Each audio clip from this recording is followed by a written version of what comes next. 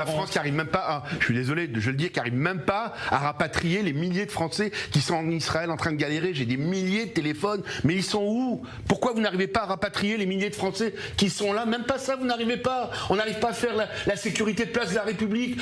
La fête de la musique au Châtelet, c'était une folie. Et on va donner des leçons à Israël qui vit pour faire celui qui est en train de losser des dons stratégiques à la place du monde. On aurait pu imaginer que la France, l'Europe se mettent derrière Israël et disent voilà, après on va parler des Palestiniens.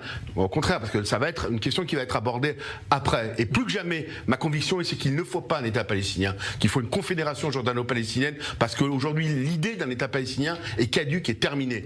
Les relations sont catastrophiques entre Macron et Benjamin Netanyahou. Les relations sont catastrophiques. Le Quai d'Orsay, aujourd'hui, on a les héritiers d'Edouard Daladier à la tête du Quai d'Orsay. Quand j'écoute la déclaration de Barrot ce matin, qui menace et surmenace, mais qui est crédible? Mais Israël s'en fout de ce que pense la France, parce que la France n'est plus crédible. Je suis désolé, aujourd'hui, je ne comprends pas pourquoi le président Macron n'est pas venu à la manifestation contre l'antisémitisme. Je ne comprends pas pourquoi on a soutenu, ils ont fait alliance pour bloquer le Rassemblement national avec des gens ouvertement antisémites qui parlent de génocide, qui parlent d'apartheid. Et aujourd'hui, l'ex-majorité macroniste s'est alliée aujourd'hui avec l'extrême gauche antisémite de Mélenchon qui aujourd'hui sont pour l'Iran. Pour vous dire à quel point sont des islamistes. En sachant encore une fois que l'objectif, évidemment, on tape le régime. Mais tant que les Iraniens... Mais ce qui est incroyable, c'est que l'Europe n'est pas là.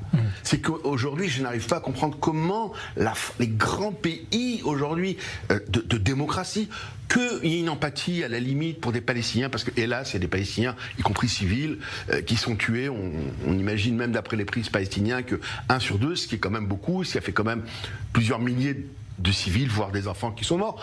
Au lieu que le monde dise le régime doit tomber, rendez les armes, faites la démocratie, que ce soit le fils du Shah d'Iran ou donnez au magnifique peuple perse. Non. On fait tout pour laisser aujourd'hui des gens qui veulent détruire Israël, qui ont une horloge, qui font un concours de caricature pour la Shoah chaque année depuis des années au pouvoir. Alors on a peur de quoi d'après vous? De quoi on a peur en Europe? Ridicule. Quoi? De quoi on a peur en Europe? Mais qui peut comprendre aujourd'hui de ce que... Est-ce que ça ressemble pas à la politique de...